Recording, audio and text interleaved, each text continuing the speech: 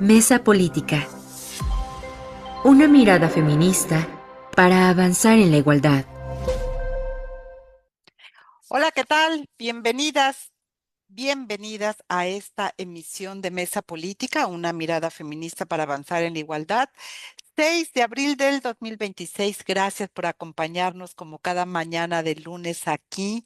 Yo soy Lucía Lagunes Huerta y bueno, muy contenta de que nos esté pues permitiendo estar esta hora con ustedes, agradecer como siempre su presencia y recordarle nuestras vías de contacto 55 35 08 47 61, nuestro teléfono para que nos haga llegar las comunicaciones que usted, los comentarios, en fin, aquello que usted quiera compartir con nosotras. También recordarles nuestras redes sociales X, Facebook, Instagram, como CIMAC Noticias. Hemos creado dos hashtags precisamente para poder compartir con ustedes pues cualquier comentario, cualquier propuesta de tema que le gustaría que nuestras analistas pudieran abordar aquí en esta mesa política.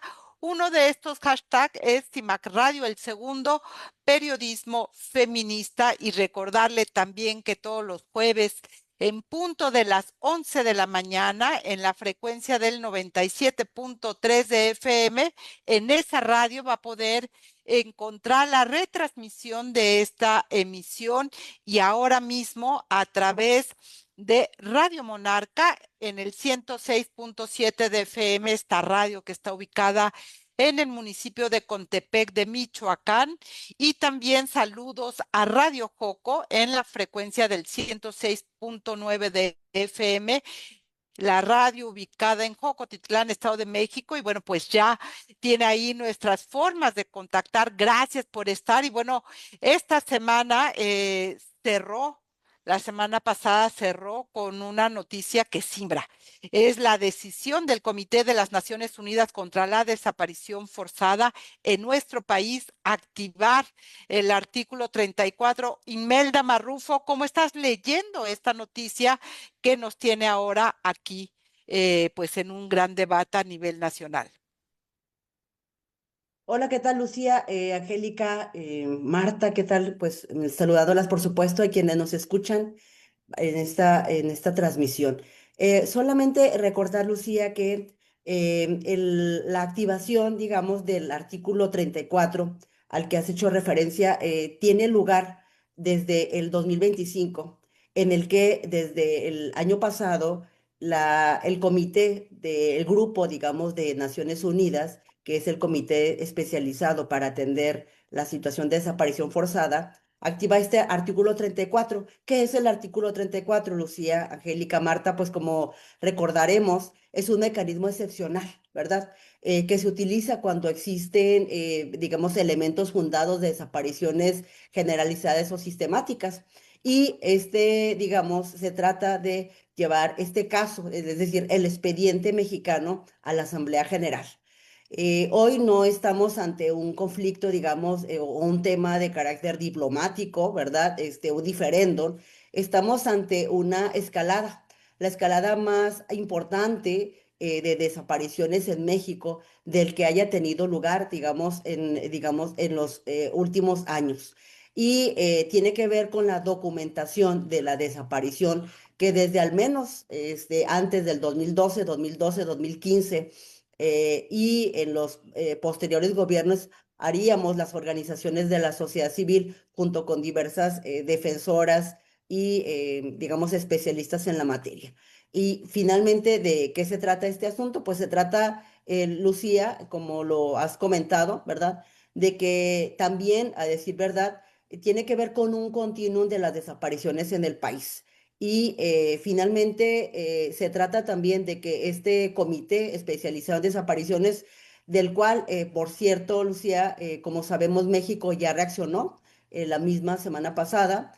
Y si cruzáramos una línea de tiempo para pensar y precisar este tema, decir que desde el 27 de marzo, aquí lo comentamos en la mesa justamente el lunes pasado, cómo el gobierno mexicano había, digamos, emitido ese protocolo de desapariciones para entender y conocer las desapariciones forzadas, y posteriormente en una conferencia mañanera nos presentarían los datos de los cuales de estos más de 132.000 personas desaparecidas, el gobierno mexicano categorizaría en diferentes apartados o maneras de cómo lo querían expresar para decir que solamente había 43.000, digamos, casos sólidos, ¿verdad?, de personas desaparecidas.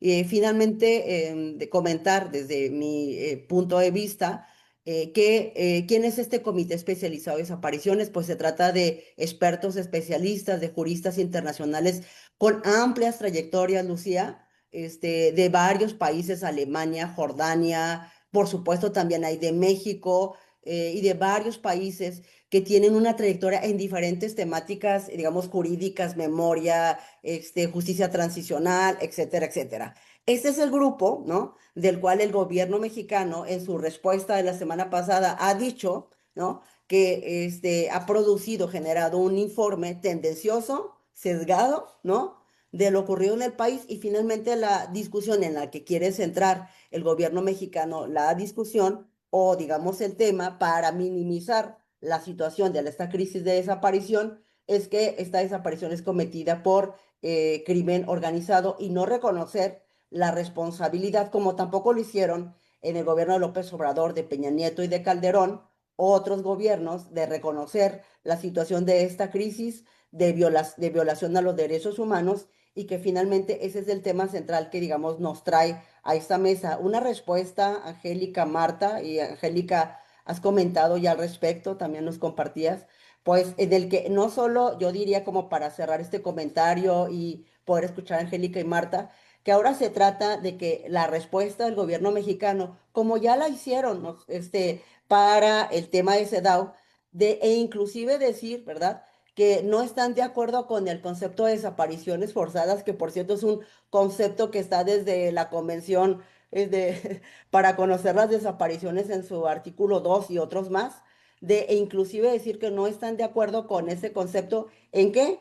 Pues en el concepto, digamos, que refiere la aquiescencia, que yo dejaría a Angélica que nos comentara de qué se trata este concepto de aquiescencia, que forma parte del concepto integral desde el concepto internacional. Entonces, al grado de decir o de pretender decir que ellos que más bien proponen o no proponen, quieren cambiar, la respuesta es como cambiar el concepto jurídico que hay a nivel internacional de desapariciones para poder seguir minimizando la situación de la crisis que tenemos en México. Entonces, es la primera vez, no sé, Marta, Angélica, ustedes me recordarán si hay otro momento en el que se ha escalado a nivel de llevar a la Asamblea General de Naciones Unidas la situación de un país, no que no ocurra en otros países, pero a nivel de la activación del artículo 34 y de la, digamos, petición de que se lleve a la Asamblea de Naciones Unidas una situación como lo que está ocurriendo en México, ¿no? Me parece que es una situación histórica por lo que es el procedimiento que se activa y la solicitud de pedir al secretario general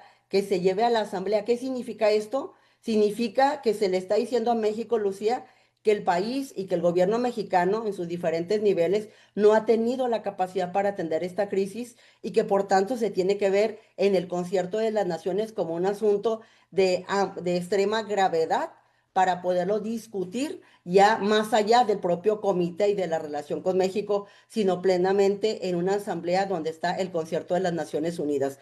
Ese es el planteamiento, digamos, que yo quiero hacer, a reserva de que sé que Marta y Angélica pues tendrán otros elementos que desglosar.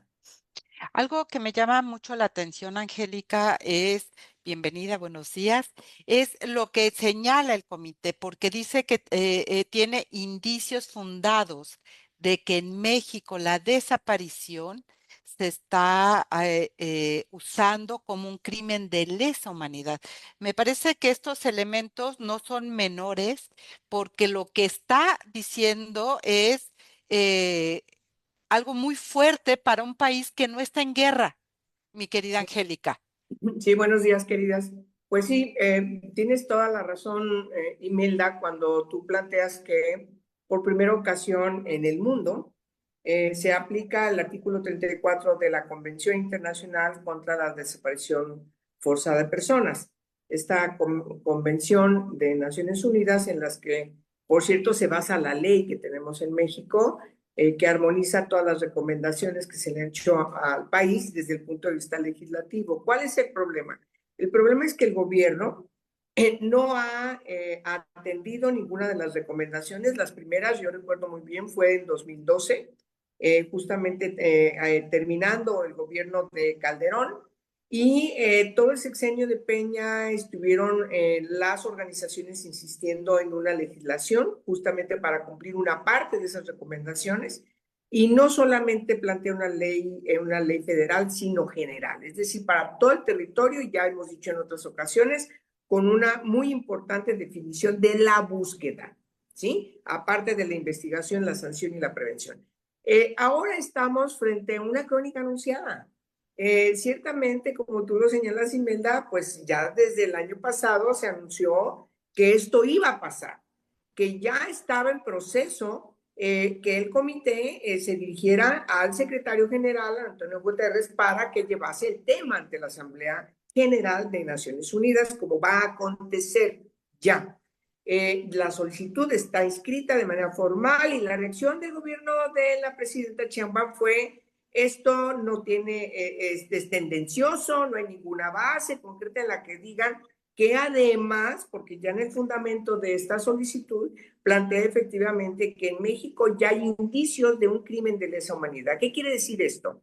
Que hay, si bien no está en todo el territorio, hay zonas en donde claramente hay una perpetración de la desaparición forzada de manera sistemática y generalizada, que son dos conceptos importantes que plantea el Estatuto de Roma, y que el gobierno lo deja hacer o participa, ¿sí?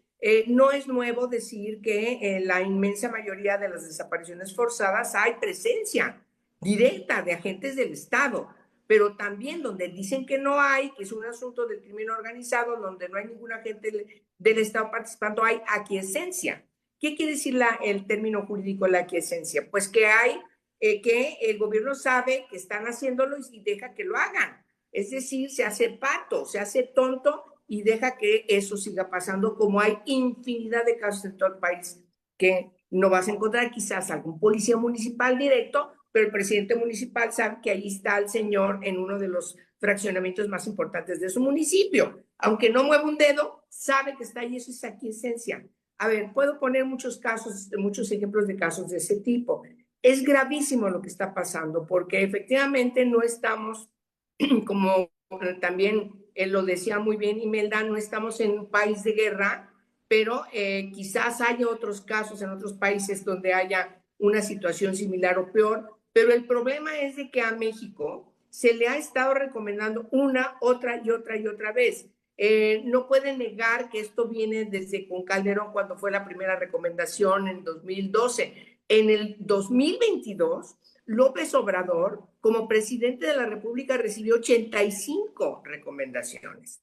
La más importante es: cumple con la ley, no la estás cumpliendo. Y en la ley, que además decía todos los preceptos, particularmente el registro de datos, la investigación, la búsqueda del apoyo, no dejes solas a las familias, etcétera, etcétera. 85 importantísimas recomendaciones que no cumplió ninguna. Se va, llega Claudia Sheinbaum y entrando luego en abril del 2025 dijeron: aguas, no estás cumpliendo con las recomendaciones. Ya fuimos e investigamos, le dijeron el comité de expertos independientes. Ya fuimos, investigamos, no solamente oímos a las familias y a las organizaciones, también te escuchamos a ti, pero además fuimos e investigamos en sitio y vimos, observamos, aquí hay un relajo. Tú no puedes rehuir de tu responsabilidad como responsable del Estado mexicano. Eso fue lo que le dijeron a la presidenta. Y entonces te requerimos de que tomes en cuenta todo lo que se te está pidiendo y todo lo que se te está solicitando y exigiendo por parte de las organizaciones que nosotros apoyamos. Pero además nosotros estamos poniendo estas otras recomendaciones para que el Estado cumpla con su propia legislación, pero sobre todo con el tratado internacional que forma parte ya de la legislación mexicana. Es decir, estamos, insisto, ante una crónica anunciada, repetida, reiterada, y que simplemente dejaron de ser. Lo más dramático es que, o trágico, creo que trágico, las dos cosas, es que la Comisión Nacional de los Derechos Humanos sale como personero a defender y a decir es algo inusitado, no lo puedo creer que eso esté pasando con la Comisión Nacional de los Derechos Humanos. Y luego el grupo parlamentario del Senado de la República, el Senado que está encargado de la política exterior, de aprobar los tratados internacionales que el Estado mexicano se adhiere, es decir, no lo puedes creer que estén ahí defendiendo a la presidenta y lanzándose contra el Comité de Desaparición Forzada de Naciones Unidas cuando esto ha sido reiterado. Yo creo que estamos ante un grave problema en México, querida Lucía. Absolutamente. Muy, muy, muy grave. Absolutamente. Me parece que el resumen que haces, Angélica, de las 85 recomendaciones sin cumplir por parte del gobierno mexicano, pues es la antesala que llevó también a la sociedad civil a promover que el comité pudiera declarar también el artículo 34. Vamos. Marta, sin duda, Marta Tagle, lo que tenemos enfrente no es un tema del cual, por más que se hayan orquestado, digamos, estas respuestas tanto de la CNDH, lo que comentaba Angélica, y el Senado, lo que es claro es que hacia afuera de nuestro país no se entiende cómo en un país en paz, democrático, sin guerra, sin dictadura, puede estar ocurriendo, y lo decíamos la semana pasada, ¿no? Hablando de las desapariciones, hablando de esta, eh, digamos, de esta falta de compromiso del gobierno mexicano para con las víctimas y familias de estas personas desaparecidas, y hoy con lo que da también el comité, pues no hay forma de que se escapen ante algo que tiene que atender, y ya lo decía Angélica, 85 recomendaciones y no movieron un dedo cuando les tocaba. Sí, querida Lucía, Angélica, Imelda, qué gusto saludarles y también a la audiencia que nos acompaña esta mañana. Pues mira, yo quisiera como poner en contexto un tema que me parece fundamental para pues abordar este tema, que justamente se complementa con lo que estuvimos platicando la semana pasada sobre el registro de personas desaparecidas en México.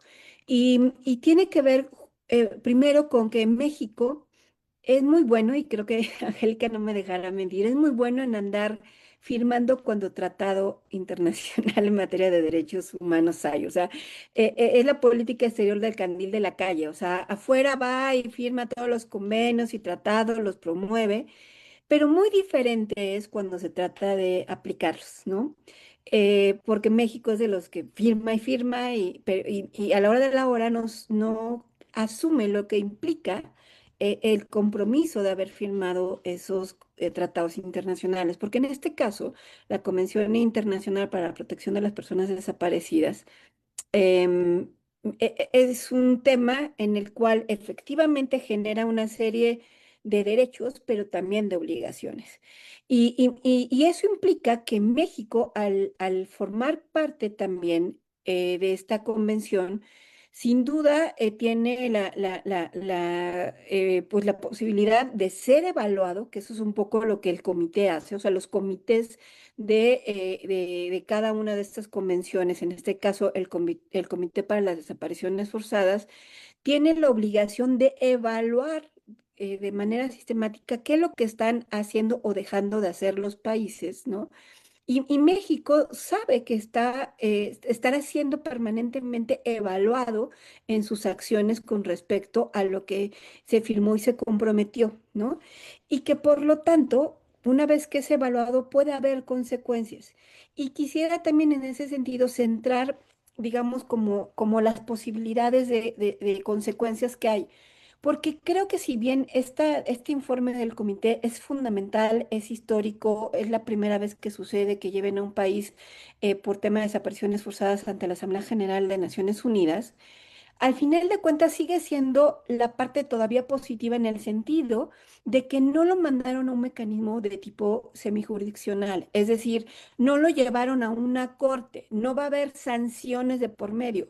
Las resoluciones que propone además el contra las Desapariciones Forzadas, entre otras cosas, lo que le están ofreciendo a México son temas de asesoría técnica y incluso financiera para apoyar la atención del problema en su justa dimensión. Entonces, por eso es que me parece total y absolutamente desproporcionada la respuesta del gobierno de México, calificándolo de tendencioso, rechazando el informe, cuando al final de cuentas lo que están poniendo de por medio es, aquí está la posibilidad de que te apoyemos para resolver este problema.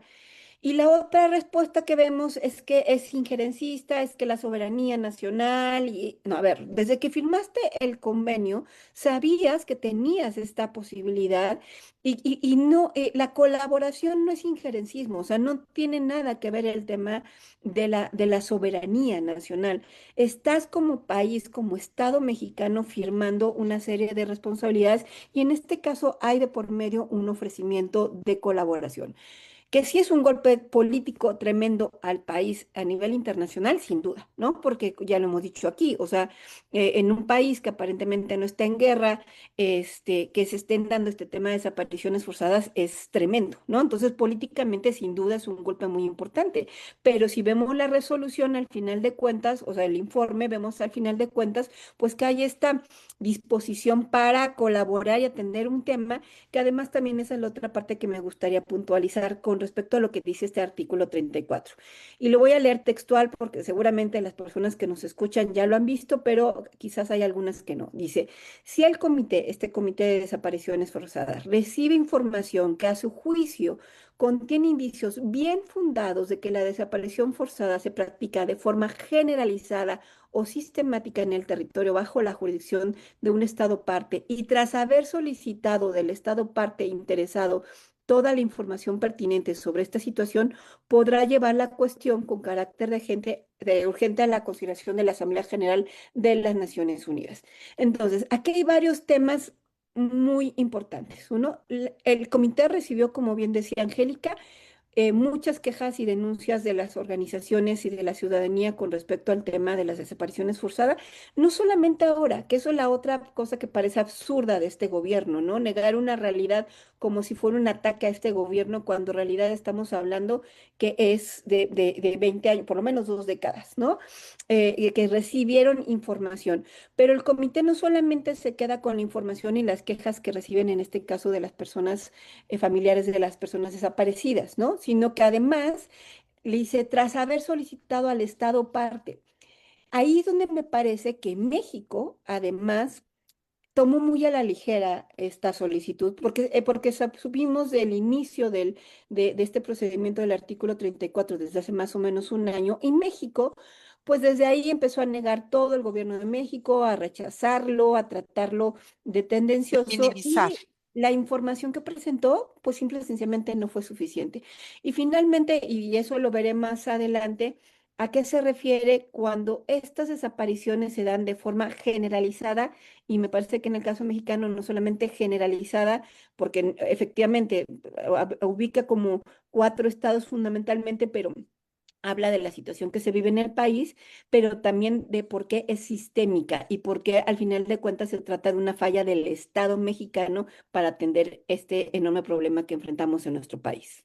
Y antes de darte la palabra, Imelda, me parece importante recuperar lo que también el comité señala, porque dice que su decisión se basa en la información presentada por la sociedad civil y que la respuesta del Estado parte en septiembre de 2025 a su solicitud de información sobre la situación y a la información que recopila por el comité desde 2012. O sea, no es una decisión que se haya sacado de la manga, un acto, digamos, que sale de la noche a la mañana. Estamos hablando de tiempo importante donde el Estado mexicano sabía que estaba bajo observancia, y ya lo decía Angélica, y tampoco hizo nada.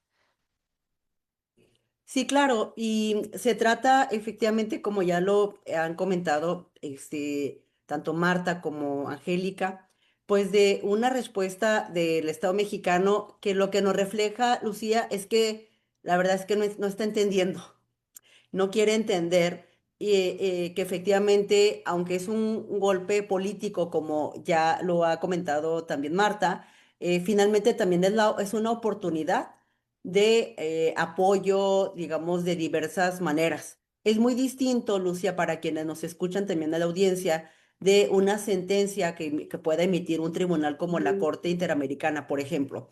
Yo quiero centrar en algo que no puntualizamos, me parece, en la mesa pasada y que es importante poder hacerlo hoy, que sobre este tema vinculado con lo que nos presentaron el 27 de marzo pasado en el gobierno mexicano, que es esta acción de intentar, ¿no? A partir del protocolo, digamos, limitar la cantidad de personas que se registran como desaparecidas. Lucía, y esto es muy importante, porque lo que está en medio, lo que plantea el gobierno mexicano es que digamos, esta postura, ¿no? Jurídica y política del Comité de Naciones Unidas, pues va en contra de la narrativa que nos han querido contar. Y la narrativa que nos han querido contar, Lucía, es que hay menos personas desaparecidas que las que suponemos. Y que para estas menos personas desaparecidas, entonces va a estar un protocolo que ya se presentó las semanas pasadas, Lucía, en el que solamente se le quiere reconocer por medio del protocolo la calidad de personas desaparecidas cuando haya una denuncia presentada penalmente hablando. Y esto significa, Lucia, de entrada, eliminar la cantidad de personas que van al registro de desaparecidas, porque en México, ante este contexto de macrocriminalidad que tenemos, la gran cantidad de personas y de familiares y yo conozco y ustedes también a muchas, de personas que están buscando localizar a su ser querido, a su familiar, no van a denunciar penalmente, Lucia, por miedo. Y si entonces, mediante un protocolo que, por cierto, no tiene la calidad de ley, un protocolo, y quiere superar a la ley general, Angélica, como ya lo señalaste, en su artículo 4, yo si mal no recuerdo, quiere superar el protocolo con el objeto, para quienes nos escuchan, de que se consideren menos personas desaparecidas. Porque si no denuncias penalmente, Lucía, de acuerdo a este protocolo, se te va a dar esa calidad a tu familiar. Y por tanto, Lucía, habrá menos personas en este país desaparecidas porque realmente hay menos denuncias. Yo conozco muchos casos, ¿no? En el que, digamos, las personas no Sí, van a denunciar por miedo. Por tanto, además contraviniendo lo que dice la ley general, de la claro. que ya hemos hablado en esta mesa. La ley general reconoce la y el derecho a ser buscada una persona sin que presentes una denuncia penal. Mientras que la Claro, narrativa del gobierno mexicano, digamos, cerraría en esta parte de, digamos, de mi intervención, me parece que esto es importantísimo y gravísimo, ¿no? Frente al tema de buscar desaparecer el registro de personas desaparecidas, minimizarlo, abaratarlo, achicarlo para eliminar con sí. esta narrativa la cantidad de personas desaparecidas que tenemos. No sé si me expliqué suficientemente del que estamos hablando en esta discusión. Gracias a los comentarios de Antonia Luján, Susana Gil. Reburujada dice que qué bueno, Angélica, que recuperaste las 85 recomendaciones. Leticia Beresford, perdón. Muchísimas gracias por los comentarios aquí de quienes se están sumando en la conversación. Pues todo esto y más, Angélica, de lo que, digamos, antecede a esta decisión que sin duda hoy coloca a México y al gobierno de Claudia Sheinbaum en una situación nada sencilla, Angélica de la Peña. No, muy complicada, porque además el que ya esté el país avisorándose que se perpetran crímenes de lesa humanidad, o sea, no solamente violación a la convención, sino al Estatuto de Roma, estás hablando de que está a un paso de ir a la Corte Penal Internacional, o sea, de eso se trata, ¿eh? Cuando estás invocando el Estatuto de Roma.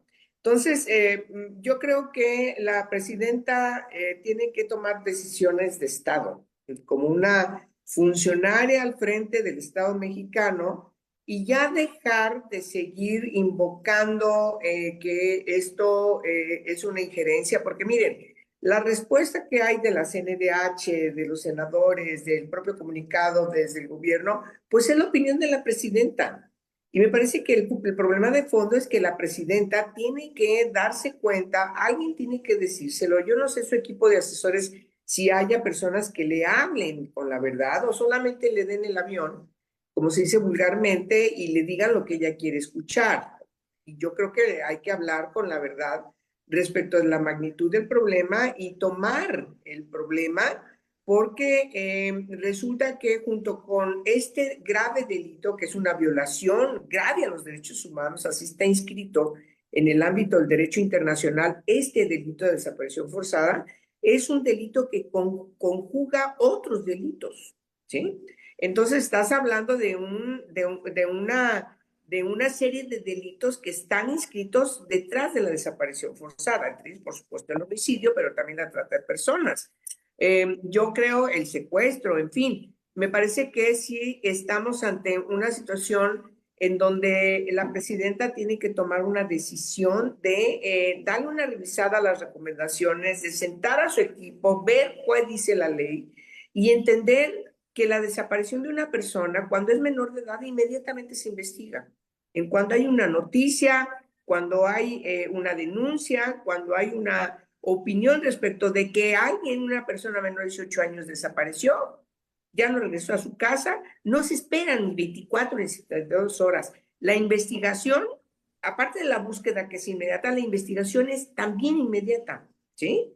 Y cuando hay indicios de que esa persona desapareció de manera no voluntaria, también se investiga de manera inmediata, no te esperas ninguna hora.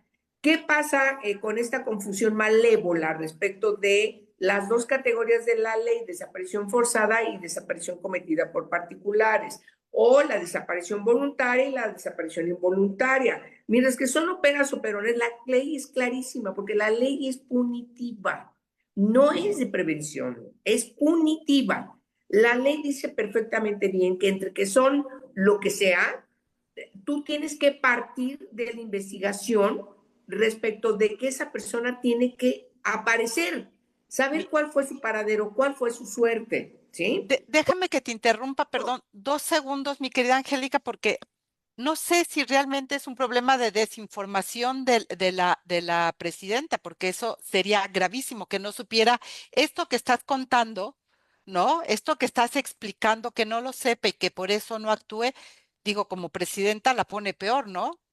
Bueno, a ver, estoy siendo muy diplomática y muy gentil, porque yo no puedo llegar aquí a hablar abiertamente acusándola de algo que no me consta.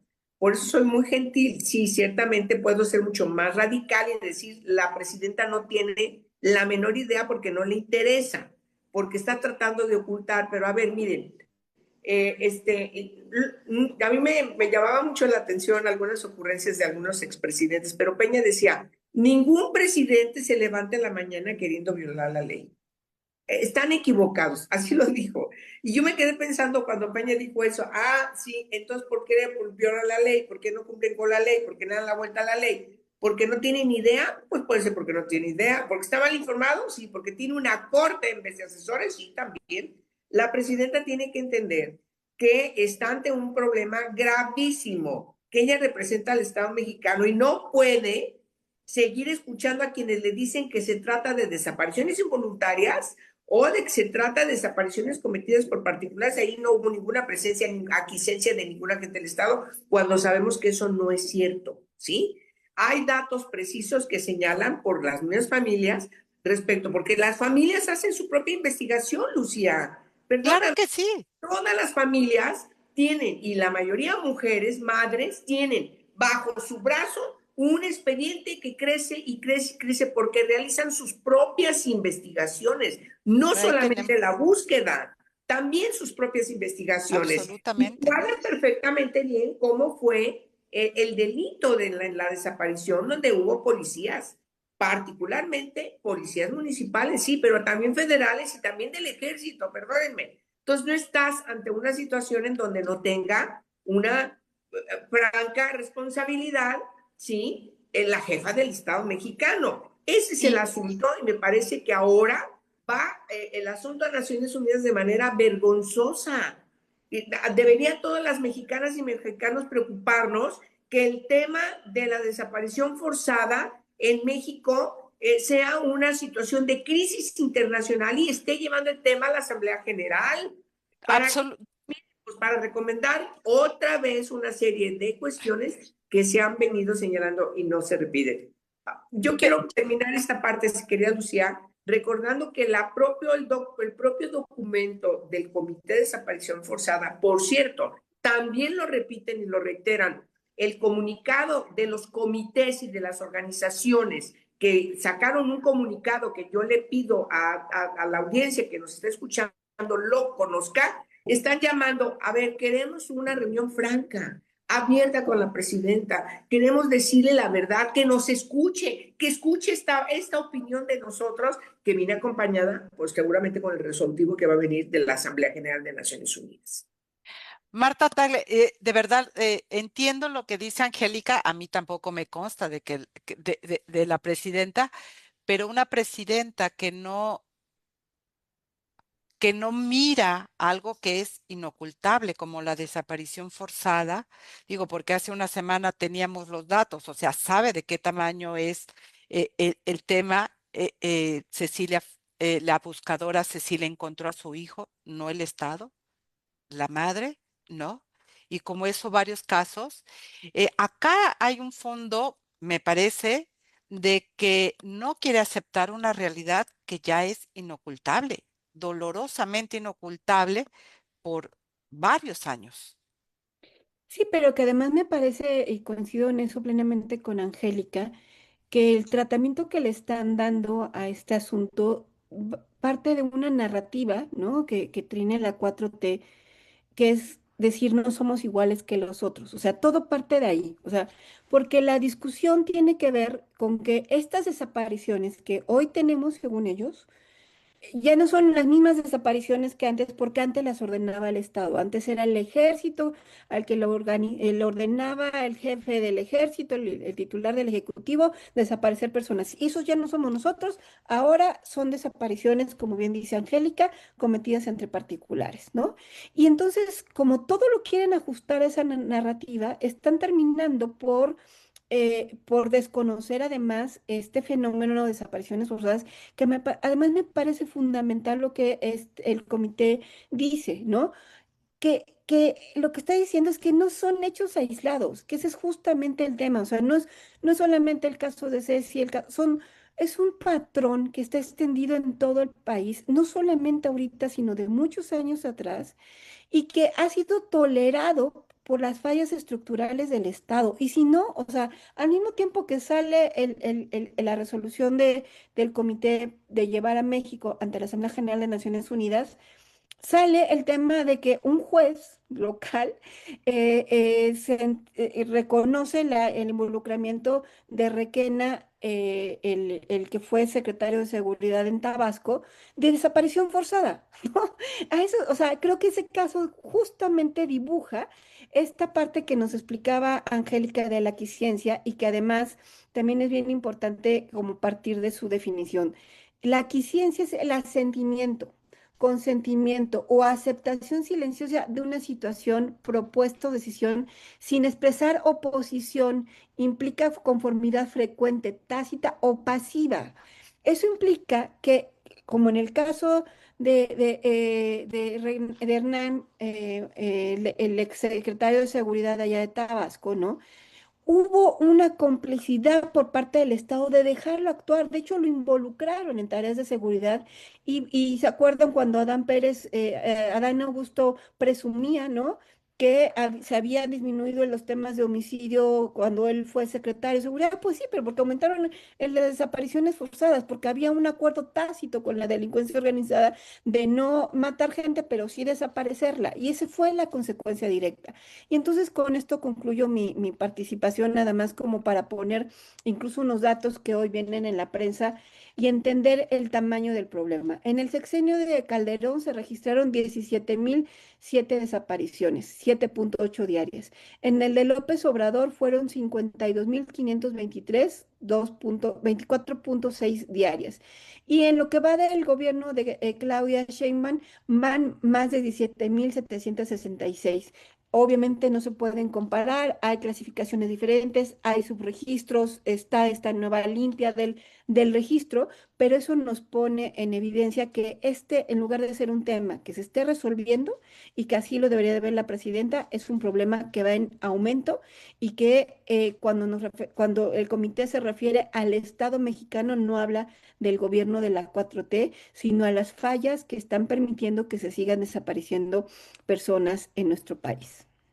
Así es, y solamente recupero antes de que nos vayamos al corte, Imelda, y te propongo que regresando del corte recuperamos contigo lo que dice el propio comité en relación a que si bien hay algunas medidas que adoptó el Estado mexicano, según los datos oficiales y públicos disponibles, dice, las autoridades siguen desbordadas por la magnitud de la crisis y sigue siendo urgentemente necesarias reformas estructurales para prevenir las desapariciones y garantizar la rendición de cuentas, que es lo que estamos diciendo o lo que están diciendo ustedes en términos de lo sistemático y lo estructural, frente a lo cual estamos y que no hay forma de hacerse a un lado y que le toca ya tomar, como decimos, los toros por los cuernos, porque no podemos seguir permitiendo que esto siga ocurriendo en nuestro país.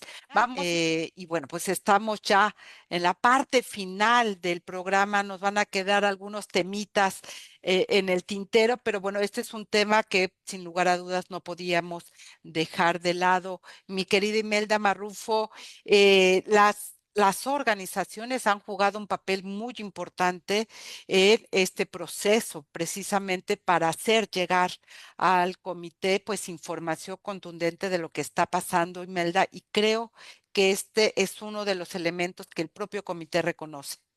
Sí, así es, Lucía. Y respecto de tu pregunta, efectivamente, digamos, pues, ¿qué implica, verdad? Digamos, para esta noticia, esta información.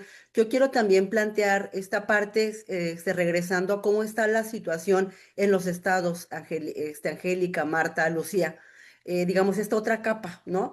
De finalmente cuando el gobierno reacciona de esta manera, el gobierno federal, implica también solapar la situación de lo que ocurre en las entidades federativas, porque estamos hablando del Estado mexicano en su conjunto, ¿cierto, Angélica, Marta? Y ahí me parece que son capas importantísimas de recuperar. El comité, como tú lo planteas, Lucia, lo preguntas, efectivamente plantea el tema de lo que no se hizo en términos preventivos, pero también de la impunidad persistente. Y esto nos remite a cómo se investiga en México las desapariciones, Angélica, Marta, y se investiga con fiscalías debilitadas totalmente. Y de hecho hay mucha muestra, Lucía. ¿Qué pasa con los servicios forenses de investigación? ¿Qué pasa, digamos, en términos de capacidades técnicas presupuestales de las comisiones de búsqueda? Por cierto, dentro de los estados en los que se omite mencionar como estados importantes en materia de desaparición, Marta, es Tabasco, justamente tú lo acabas de referir con un caso reciente, ¿no? O en el caso de Chihuahua también, en el que nos queda claro y constatamos documentadamente que efectivamente la comisión de búsquedas, y que incluso quien ha sido su titular en términos de la responsabilidad, realmente sí ha hecho más con lo que tiene o con lo que tenía que las propias capacidades que le da la Fiscalía General, ¿no? Me explico. Entonces, de eso es lo que estamos hablando. Y me parece importantísimo como esta situación de las narrativas, ¿no? Rosa Isela, la secretaria de Gobernación, dice, estamos en contra porque estamos haciéndolo junto con los colectivos, el trabajo conjunto. Y por otra parte, las organizaciones, colegas nuestras, Lucía, y también personas desde el ámbito del periodismo, lo refieren a sus documentaciones, porque me parece central solamente vincular cómo también desde el periodismo, Lucía, y traigo este eje, se ha venido documentando también y colaborando en las investigaciones y para dar voz a la desaparición de México. Hay trabajos diversos, ustedes mismas han documentado estos hechos. Entonces, decir como esta narrativa que nos refiere a que esta narrativa donde no somos iguales, Marta, tú lo señalabas ahorita, realmente están contestando de manera igual o peor, porque en donde habíamos visto que una Comisión Nacional de Derechos Humanos, ¿no? ahora esté en contra de las investigaciones y en contra de estos señalamientos que hace el comité pensando y planteando la oportunidad de poder realizar una colaboración con el país. De eso se trata. Y que México lo rechace nos remite a otros gobiernos que han sido iguales, pero que hoy la manera en la que se reacciona, Lucía, se pensaría, ¿no? Que tendría que ser distinta.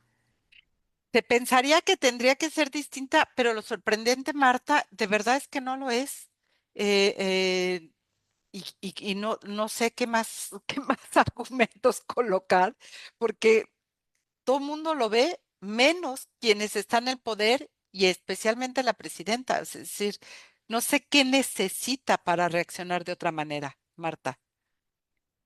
Sí, y como les decía, además me parece una reacción total y absolutamente desproporcionada que como hace un rato decía Angélica, ojalá de alguna manera rectifique en lo futuro, porque pues está en juego además la posibilidad, como bien se decía, de que además este tema de las desapariciones forzadas por tratarse de un delito que se da de manera sistemática y generalizada en México, pueda ser considerado un crimen de lesa humanidad, ¿no? Y eso ponga a México todavía en una situación de ser sancionado penalmente por el tema, y ya no solamente el nivel de la Asamblea General de Naciones Unidas, que si bien les decía, reconocemos que es un golpe político importante, al final de cuentas puede ser visto como una oportunidad.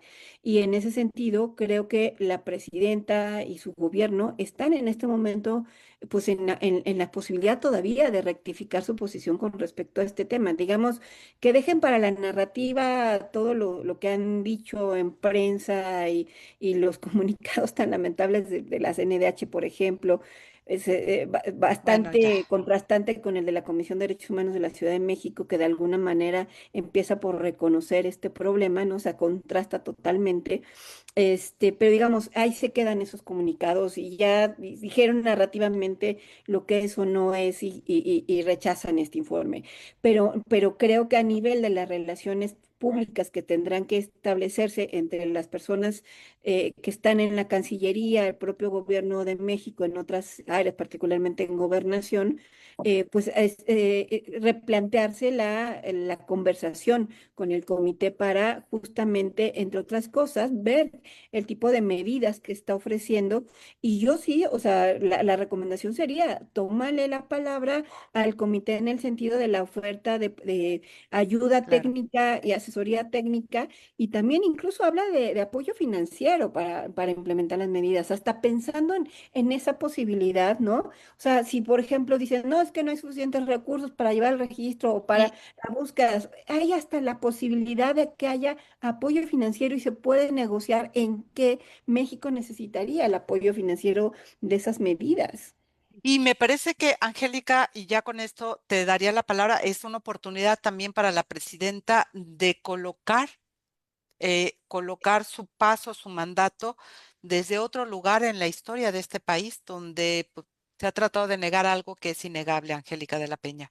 Pues sí, mira, yo quiero retomar ya en mi última intervención lo que su comunicado las organizaciones de familias, los comités, estas organizaciones de familiares que buscan a sus seres queridos, junto con las organizaciones que han trabajado todos estos años por lograr esclarecer que las personas aparezcan, que se sepa qué pasó con ellas, prevenir y sobre todo garantizar justicia.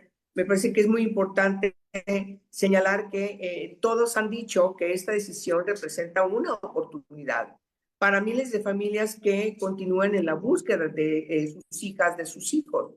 Y además señalan con toda puntualidad que asumir que se trata de una injerencia arbitraria o carente de sustento, como ha dicho el gobierno mexicano, sería prolongar la espera que ha durado décadas de verdad, justicia y reparación de cientos de miles de personas. Yo creo que tratar de maquillar el registro de personas desaparecidas es una situación inadmisible, inaceptable, que ha llevado justamente a estar en donde estamos. Querer negar, maquillando la realidad, dándole vuelta, pues simplemente en el mejor de los casos pudiéramos señalar no están gobernando. ¿Quiénes son los que gobiernan? Quienes los que desaparecen de manera involuntaria, pero están ligados a las instituciones del Estado, a agentes del Estado. Bueno, sabemos que eso no es cierto, pero a ver, digamos, eso es así. Pero entonces quiere decir que el país está en un desastre porque no hay gobierno, es peor todavía.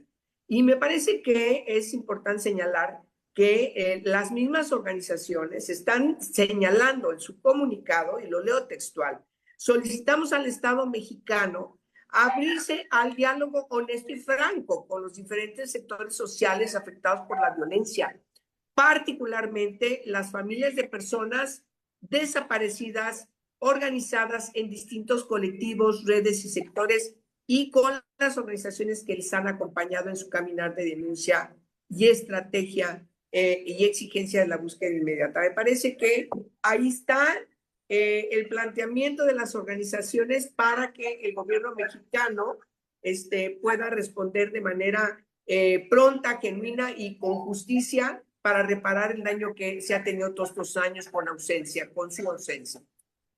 Indudablemente, coinciden las tres de alguna manera en que en medio de esta crisis, en medio de esta tragedia también, pues la presidenta tiene una oportunidad, incluso, como lo acabas de leer, Angélica, abriendo las puertas, de decir, sentemos en un diálogo abierto para darle el giro a esta situación que tiene el país y que no podemos mantenernos como si no pasara nada, Imelda Marrufo. Sí, por supuesto, y recalcarlo, Lucía, también que cuando, digamos, para concluir de mi parte, que cuando el Estado no busca, son las mujeres las que buscan, Lucía. Cuando el Estado no investiga, son principalmente las mujeres las que documentan, y cuando el Estado no protege, son principalmente las mujeres las que se exponen a riesgo de su vida. Querida Marta Tagle. Sí, el tema de la desaparición forzada, yo cada vez que oigo desaparecer, ¿no? Y la narrativa que construyen parece como si las personas se esfumaran, ¿no? Y no, o sea, al final de cuentas las personas no se esfuman. Hay una serie de situaciones que hacen que las personas estén desapareciendo, por supuesto, de manera forzada. Y además en el camino mucho dolor que deja ese hueco en sus familias, porque el no poder encontrarlas, el estarlas buscando, el poner en riesgo sus vidas, el estar haciendo la investigación, ¿no? Genera una situación en la sociedad, en el tejido social, que también no estamos alcanzando a aquilatar, y que por eso mismo también es urgente que el asunto se trate de otra manera, que ya no le estemos dando vueltas, porque si fuera una sola persona desaparecida, con la aquiescencia del Estado sería suficiente para que nos preocupáramos, y no es así, son miles de personas, y urge que esto se vea como una oportunidad para volver a retomar el asunto. Ojalá en el gobierno de la presidenta Claudia Sheinbaum estén dispuestas a retomarlo desde otro punto de vista. Zaida Tena dice, cuando el Estado lo niega, maquilla y no investiga, se vuelve parte del problema, y me parece que es parte de lo que también ustedes han estado señalando. Norma Wizard nos dice, buenos días desde Durango, muchísimas gracias. Leticia Beresford también, Reburujadas, Tía Car, Susana Gil, gracias por estar esta mañana conectadas con nosotras. Y bueno, como siempre, llegamos al final del programa. Angélica de la Peña, Marta Tagle, Imelda Marrufo, muchas gracias por estar como cada lunes aquí, una mesa siempre de lujo a las 3. Muchísimas gracias. Y gracias a la producción que corrió a cargo de Georgina Monroy y Yasmín Hernández. Yo soy Lucía Lagunes Huerta. Nos escuchamos el próximo lunes en punto de las 10 de la mañana aquí en Mesa Política, una mirada feminista para avanzar en la igualdad. Agradecemos como siempre en esa radio la retransmisión a las 11 de la mañana los jueves en la frecuencia del 97.3 de FM, y bueno, a Radio Monarca, que transmitió de manera simultánea en el 106.7 de FM en el estado de Michoacán, y a Radio Joco, que también lo hizo de manera simultánea a través del 106.9 de FM. Estas radios Gracias y gracias a quienes nos siguen y comparten y pues hacen de esta conversación algo mucho más amplio. A las 3, gracias, hasta el próximo lunes. Mesa Política. Una mirada feminista para avanzar en la igualdad.